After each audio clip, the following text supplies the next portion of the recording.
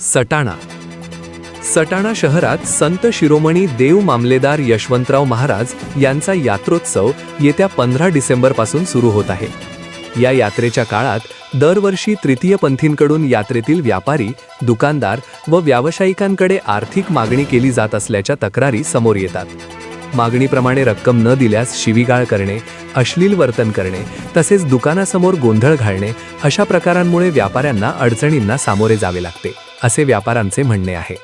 यावर्षी यात्रेच्या काळात अशा प्रकारचा त्रास होऊ नये यासाठी सटाणा कापड व रेडीमेड असोसिएशनच्या वतीने सटाणा पोलीस स्टेशन येथे पोलीस निरीक्षक योगेश पाटील यांना निवेदन सादर करण्यात आले आहे.